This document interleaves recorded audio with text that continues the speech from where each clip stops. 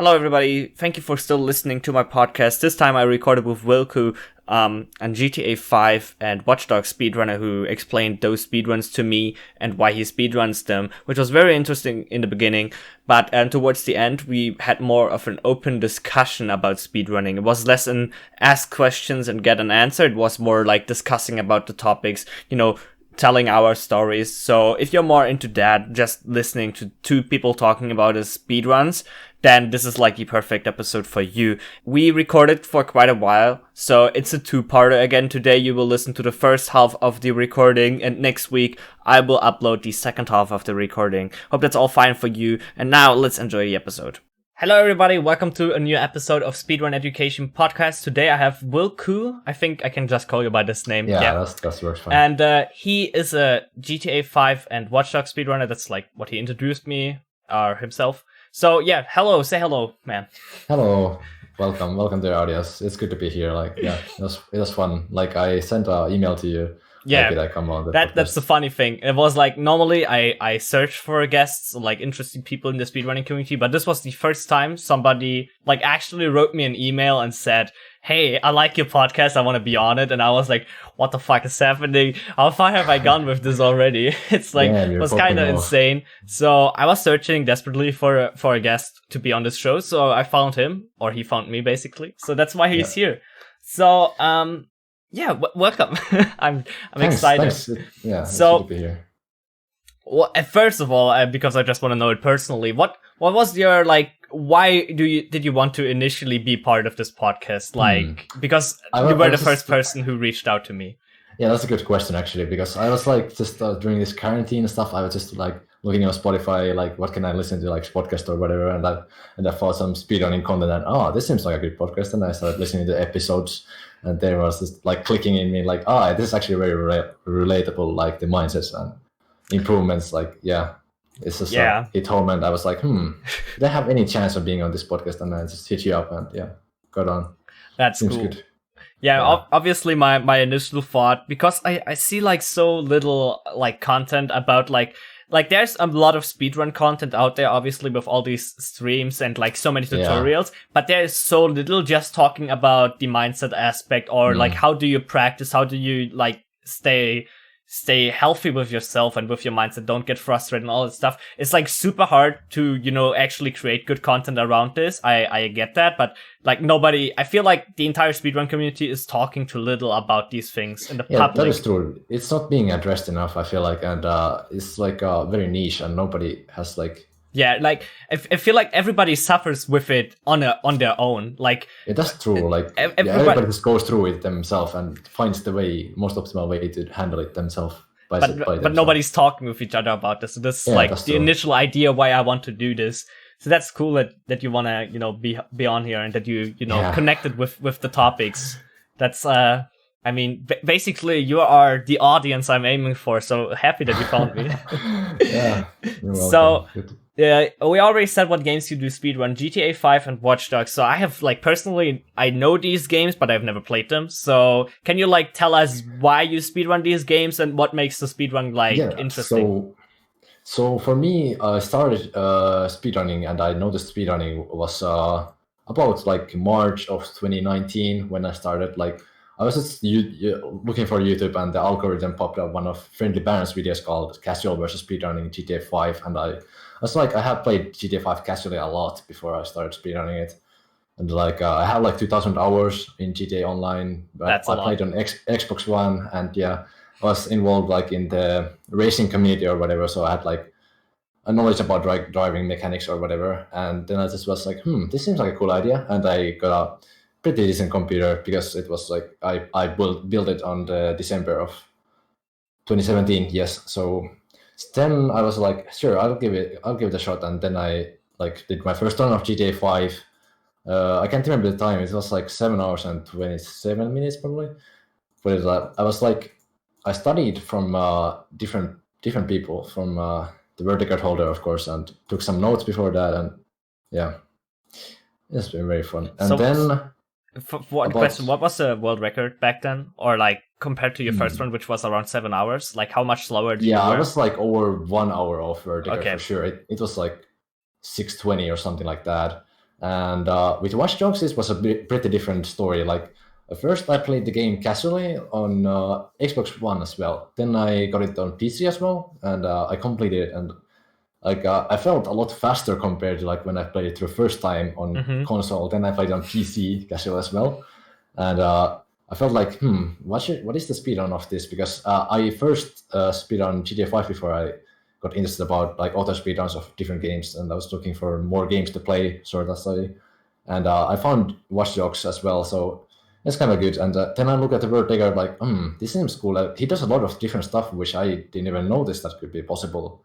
And I was like, I might give it this one a shot as well. And so I did, and it went kind of well. First round was like about over 2 hours of vertigo for sure, because the vertigo is really like solid, and he made no mistakes. Okay. I mean, of course he made some, but it was a pretty nice run. So what do you like? Is the speedrun like more like the casual playthrough that you have like to go from each like location to the other and do your missions, or like I personally don't know how these games like end or progress, so maybe you need to explain that a little bit more. Yeah, I'll elaborate a little bit. At least from like in Watchdogs, it's like very very open. Like you can do different executes. There's like hacking elements, so you can like hack people's phones and cameras and go through the level by cameras, or you can do combat, which you like kill the guards and hack the main objective, which you have to do. Or like there's like different approaches in Watchdogs, which make it a really cool game to speedrun. And there's some heavy glitches as well. So it's a Ubisoft game, so we have to avoid those and use like down patch. And in GTA 5, it's like very simple compared to, because like Rockstar games are usually very like linear or whatever, so there's no way to go or like around the checkpoints, because you fail the mission otherwise, so it's like insta fail if you do something very differently or you don't hit the marker or whatever. Okay. So we just kind of focus on the basic elements, like trying to go as fast as possible. There's a element called brake boosting, which you like you just handbrake, or like no, not handbrake, use a regular brake to like sort of initiate a boost without vehicles or cars. Yeah, that's very fun. I see. So a lot comes down to these games. That's like so fascinating when speedrunning. You play a game casually and you don't think like there's like that much movement you can do in a game. Yeah, but like cool. Most games, even like modern or old, have like one thing that like makes the run faster in some way. It's like kind of crazy. Yeah, that's even like always optimizations found them. Even like back in like really old games, like for the Super Nintendo or whatever, there's like stuff where you can like move 1 pixel faster, and that makes like the entire run by that many seconds faster, that people like even figure out. That stuff is like so crazy, to be honest. Yeah, so what do you primarily focus right now on, so people like learn what they can expect if they want to join your streams? Like what do you grind currently, and what do you expect in the future? Right now, I'm grinding GTA 5 Classic %, like doing segments and such, because like I'm not very happy in my personal best right now, because it's like 4 months old and I still have like plenty of time saved now discovered, because I have improved during the time, but I haven't gotten a like solid run, complete full run of the category. So doing GTA 5 Classic %, which is like the main game without using taxis, it's like mainly focused on a lot of taxis driving. Like fast travel, basically? Yeah, it's like fast travel to checkpoints or whatever you want to go, and not like dying to skip ahead, because there's a skipping feature where you fail 3 times, for example, like you can explode yourself by explosives and you can skip the next cutscene, and the checkpoint as well. So that's also banned in that category? Yeah, that is banned in Classic % as well. So it's I feel like it's the sort of the best speedrun wise, the best category. I mean, of course, people like Hondo for different reasons as well, because there's collectibles and all the pastime activities, which are kind of fun to do because they differ from the story missions. Yeah, I also guess, like, for example, in 100%, because I know from other 100% categories or from other games that there's a lot of routing involved, like in which order do you want to collect all that stuff. Like, really old games or really iconic 100% categories, like I just want to say Ocarina of Time, for example, the game went through like multiple reroutings and still getting faster just by routing the game differently with new included glitches. And I think every game can go in that direction. Oh, we find something new, now we have to rewind all of it and have to like go through it in a different way just to save like 2 minutes in over routing, not with just the glitch but just by routing. It's like really cool. Course. Of course, like especially with GTA 5 and other GTA games as well, it's like there's so much routing and potential for like different routes to save more time, because there's like different elements which you have to connect to each other. Like, what is the fastest way around here? Do I need to buy property first before I can do like certain missions or whatever? Like, a lot of planning goes into that to of course, find out the fastest still way. Getting updated. Yeah, it's still getting updated though. Yeah. So are you yourself into routing, or do you just do what other people figured out? Because I'm not into routing, but I want to get into routing at some point because it's like so fascinating. Kind of complicated answer, which I have would like in GTA 5 not that much in routing, because like I don't do hundo, but in Classic Percent it's like primarily getting very optimized right now, and there's like a couple of very intellectual people in the community who like do primarily the rerouting or like suggesting different routes in Discord. So like it's like sort of say like what is good, or like give community feedback or whatever on the routes, like what feels faster, or could this be a potential route or whatever. Like I primarily focus on GTA 5 on the strats themselves, like trying to find new strats around like different things. So that's very fun, like strat founding or whatever. It's very time consuming, but I like to do this sometimes. And Watchdogs is a bit different story, because like there's no community around it. So like I sort of like found stuff on my own, like solo. So I'll try to figure and experiment with different like styles. Like, of course, Watch Dogs, the main story is like you have to go from mission to mission. But in GTA 5, you can do like different missions in different orders before you can progress. So in Watch Dogs, it's sort of like driving lines or like driving routes. Like, which route can you take to get over here? Like, could it be faster? So I had to do some testing on my own. But yeah. And strats as well, and Watch Dogs as well. I have to find some new strats, because like the vertical is like 5 years old at least. So nobody runs the 80%, so it's kind of hard for me. Okay. But I like to play the solo. It's kind of annoying sometimes, but it's fun as well. Yeah, I stressed in like one of my recent videos actually that even though there's no speedrun community for the game you would like to speedrun, I would still suggest you to speedrun it, because like you probably have your reasons to run this game, and if you enjoy the game yourself enough, you can like easily be the person who figures everything out and becomes good. Of course, it's obviously like the progress in a speedrun is obviously a lot slower without a community.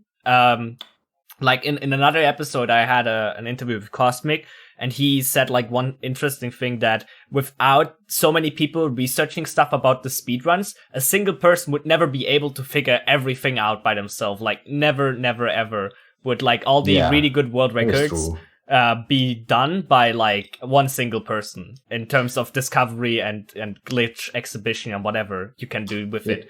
So I like that you speedrun a game because you like and enjoy it, and not because you're searching for, a popular game.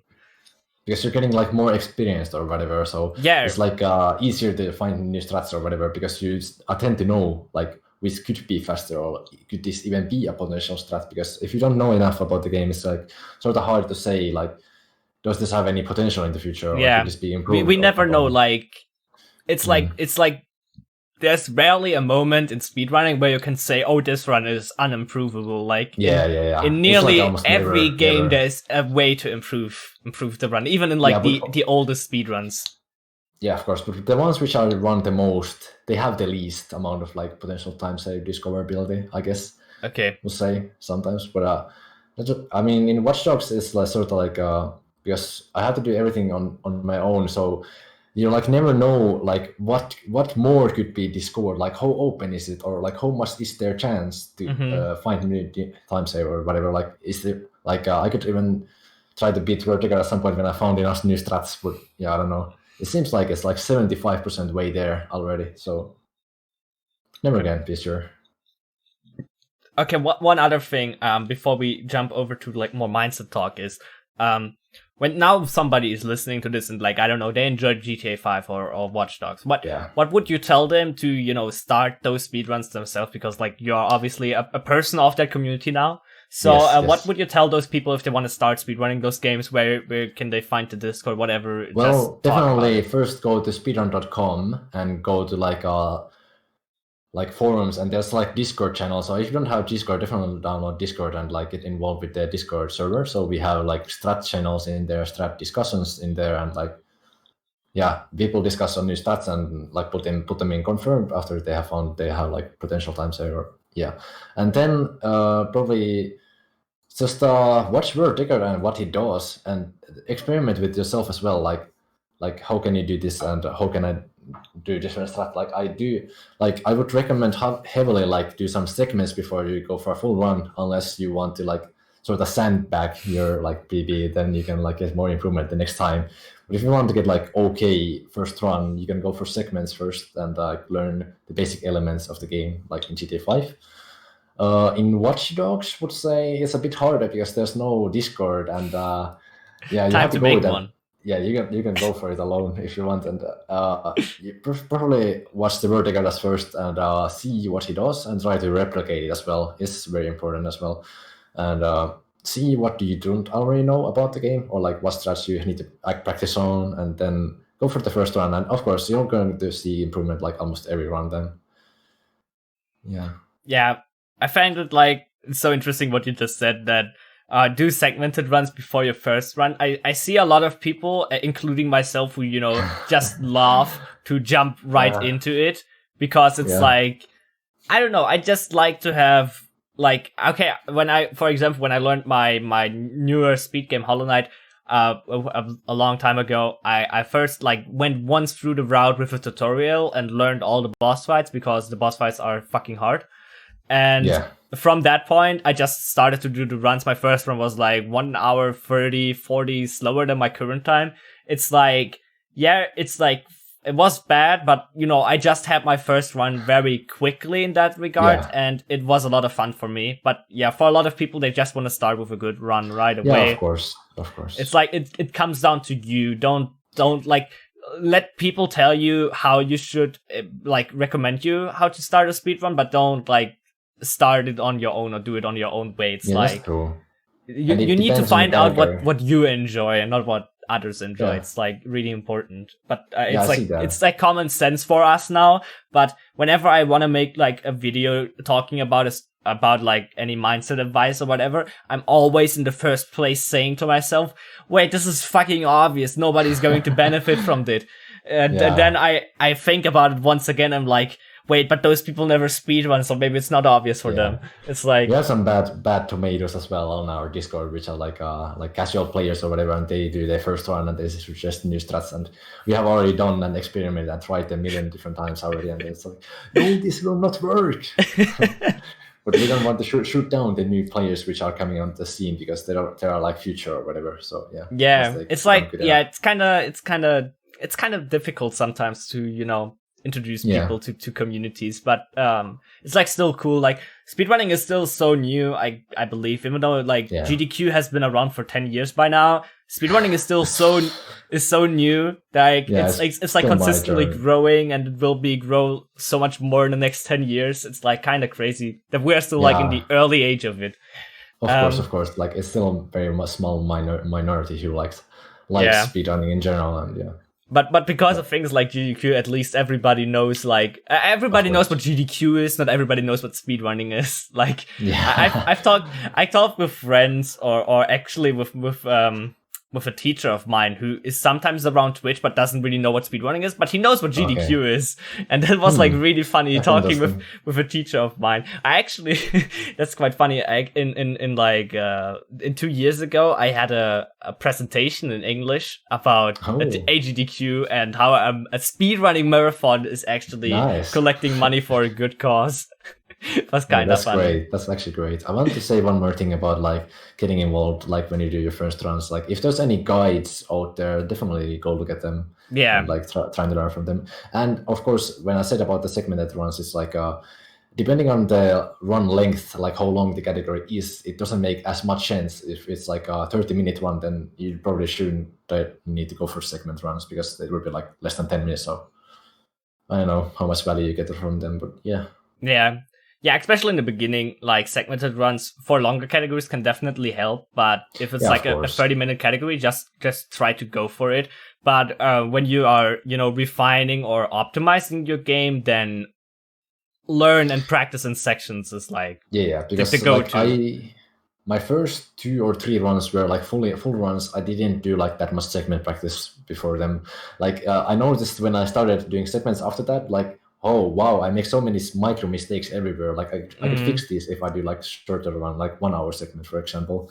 But because you're in the long run and you see you're already so much in the minus, so yeah, it's fine. I just made a small mistake here and there. Yeah. But once you start getting more better times, you have to like sort of start taking more advantage of the small time losses as well and try to see how to improve on them.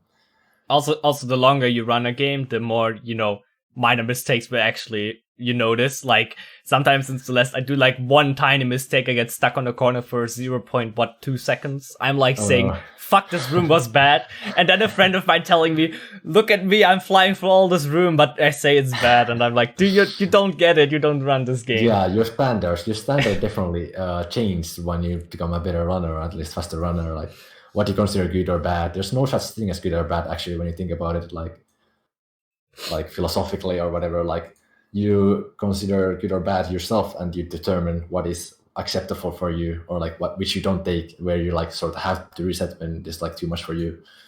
But I don't know. I believe like in the mentality of sometimes it's good to like finish runs, but we can get into that a bit later. Yeah, I mean, we can actually go into that right now, because you said like resetting and finishing runs. I'm personally a huge fan of just finishing a run, Yes. and I think resetting a lot. I mean, depending on the game, to be honest, if there's like a fake in the beginning that if you miss it, it costs you like 10 minutes, then you can reset. Yeah. But if it's like a game with not that many big punishments, if you do a mistake, then I would recommend personally to not go for resets. But resets or no resets, I think is for the most part a mindset thing and what your goal is. So yeah, for me it's like the momentum or whatever. Like if I see, I'll go for full run of classic run, let's say. So my BB is right now like 6 hours and 90 minutes. And if I see like halfway, like my direction or momentum, like I get more time loss more and more, the run goes forward and I make more bigger mistakes or whatever. Like I'm not trying to throw the run or whatever, but I see like I'm not getting any useful practice of this one. And like I don't see like how much is there more to learn during the rest of the run. Is this like losing time in real life for me to complete this one, or is it just better off taking a short break than doing a couple segments before you end the stream? Yeah. Because if you notice like you're not playing that well, it's like fine, just continue. But like if you like considerably going worse and worse, then I don't see like sometimes the point of like completing different runs. But it's just different. Sometimes, like when especially when you're just aiming for a new PB or a new record, then go for resets. But for example, if you just practice something new and it's like in the late game of the run, for example, and you haven't reached that point in your like practice or in your full runs, then consider twice if you still want to reset or if you just want to get the practice in the late game section in the full run, because in a full run, a late game section will feel completely different than if you practice it. Like, you will be nervous and your concentration is like already gone depending on how long the run is. So it's like really important to get that time in. And I also think like for all the people who reset a lot, like my argument for not resetting is like most no reset runs are still like practice for you, whether it being like consistency or like dealing with stress or with deconcentration. Like in Celeste, which is my most speedrun game, I have like 900 hours only in that game. Like 700 hours or 600 hours are from just full runs, and like 80-90% of all my full runs I've completed in that game, and I've only like 200 hours on my practice time, which is, to be honest, to this day it's too little for me. I need way more practice time, individual practice time, but still for what I just did with full runs, I'm like very, very proud of it. And I just sort of see that. Because like, may I interrupt? Like, for example, if you keep resetting, that's like it's not pretty good, because you'll only learn like, let's say if it's a 6-hour run, you'll only learn like the first hour like really well, but you just keep on resetting. Your end game will always be bad, no matter what. If you don't, even if you do segments, it's like so much different. If you're on good pace, you will choke most likely, or like there's a high possibility of that happening if you like haven't completed that many runs in like Pacific month or whatever. I always say like, if you want to reset a lot, then please, if like, let's say your full run playtime and your practice time is 50-50. If you reset 90% of your runs, then please practice 90% of your practice time into late game sections, because otherwise it will never balance out. And so many people just want to save 1-2 seconds in the early game, or like depending on how long the run is, but they have like minutes to save in the late game. It's like just a waste of time, basically. Exactly. And that's so like many people. That's like the easiest mistake you can make by just resetting. It's like so obvious for us, and I'm probably making it sometimes myself, but it's still like it's so easy to just like see the red numbers on your splits and feel like, fuck, I need to reset now, otherwise I won't get my time. But it's like, no, try sometimes, like, do every now and then a no reset run. It's just, of course, because like sometimes you end up golding like the last splits or whatever, and you're like, oh my, that was actually a very good practice, even if the start was pretty bad. Yeah. And you will, like, one thing you will see in no reset runs is like how your average skill is. Like, if you're in a no reset run and you see like so much time loose in the late game, then you know you need to practice late game. Or it just tells you a lot. Yeah, and so actually sometimes could be a bit better practice than actual segments, like when there's like more external pressure or whatever. Like if this actually could be even a PB, even you like you get time loss from the start. But it's always a fun story. Like whenever you do no reset runs, like it always comes close. I mean, sometimes comes close to a personal best. Like even though the early game was kind of bad, like wow, this could have been a good run. Like sometimes the good runs are always one of those which you don't reset from the start. Yeah, it sometimes happens. One thing you said in your email, you want to talk about mindset, and I think we just kind of talked about mindset, but you probably had something in mind you want to talk about in particular. So go right ahead. Like, what do you want to talk about in mindset, and when it comes down to speedrunning? It's like I had about like mindsets, like when like you should go for like a more aggressive plays or like more like passive plays. I mean, this is sometimes can be very obvious, like when you're more towards like a positive or whatever, you're losing time, then you can go for a bit aggressive strats or whatever. And like sometimes you need to play safe when you're like getting BB, unless you're pushing for vertical or something, like you're very close to getting a personal best. You should probably go for safe strats or whatever.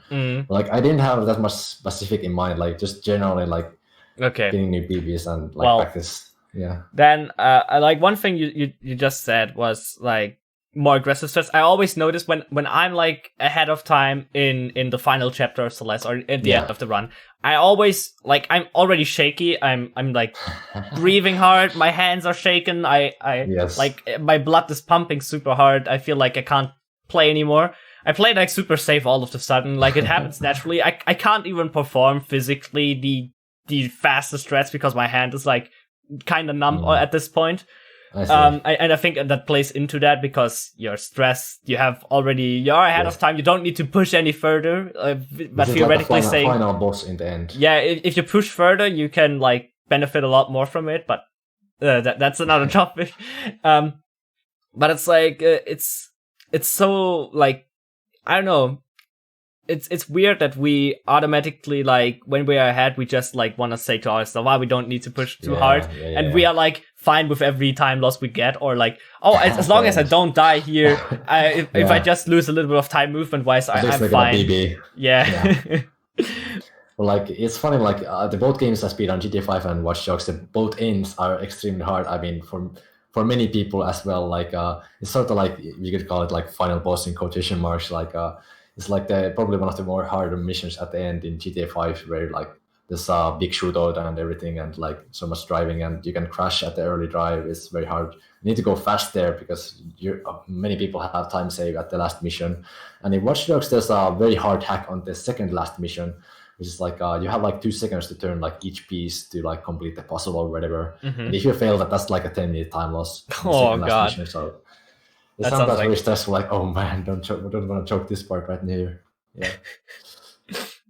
Yeah. I have to be honest, because we want to talk about mindset, I have a fighting game or competitive background. Like I played Super Smash Brothers for like 4 years now in tournaments. And what people told me after a few years is like mindset is super important. And now I know mindset is like 50% or more. Everything. It's like if you can't, stay focused in a tournament or, analyze the situation objectively, then you are screwed.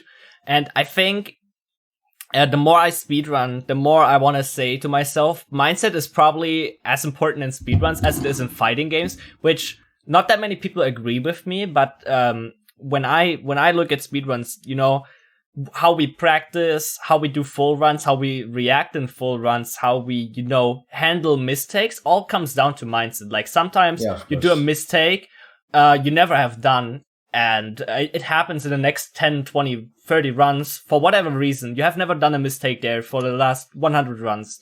You do once, and now it's like screwed for the next 50 runs. It's like, fuck it. But I think all of it comes down to like how you look at it, and all of that comes down to how your mindset is about the game. Well, if you see a mistake happening like this, what do you do about it? What is it like actually something you have to look into again, or is it actually, is it like a critical mistake? Is it not a critical mistake? Sometimes I'm sorry that I'm talking so much, but sometimes I'm like, when I'm like on a good run, I have this like next room. I think about it because that strat is like so difficult. I failed it the last few times. Just thinking about it makes me fail it like 80% more because that's true. You put all your mind to it.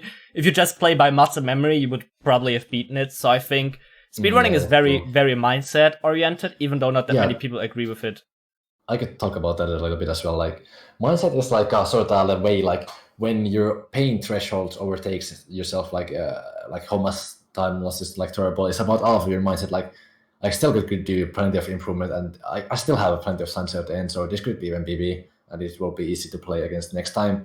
And like of course practice. Like every single thing you do about speedrunning is related to your mindset. Like how you practice, how you react to time loss. Like when you like experience time loss, do you rage or do you get angry? Sometimes, of course, on the spot. But like how do you analyze your own mistakes and what do you do about them? Like there's like so many things to address with your mindset, and like it's kind of sometimes hard to have a good mindset towards everything. Like it's like very hard. People struggle with it.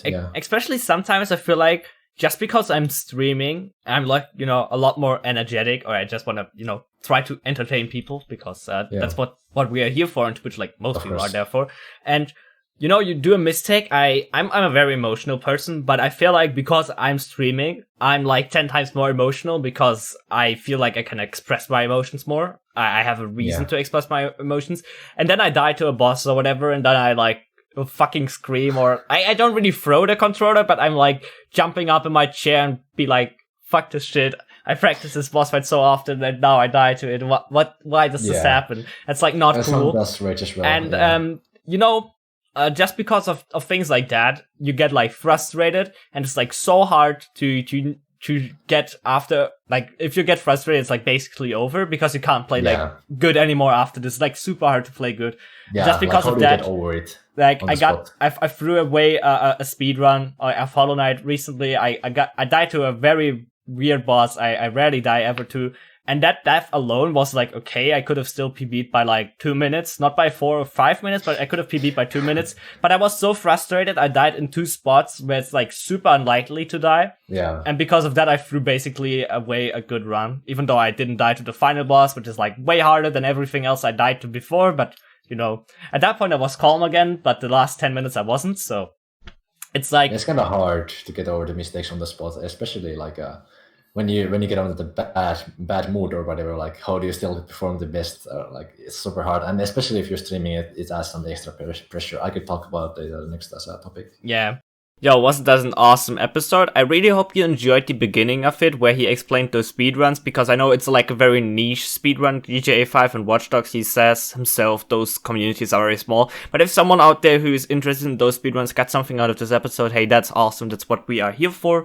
And I hope you liked the discussion about mindset towards the end. I will guarantee you next week's episode, which is the second part of our recording, is more like we just talked about mindset, you know, how to approach frustration, all these things got like very well covered in next week's episode, so make sure you won't miss next week's episode, because if you like this one, you will also like the next week's. Make sure to follow my Twitch and my Twitter. I will update you there on my speedrun journey myself if you want to see me struggling through my speedruns. Also, the podcast recordings happen on the stream.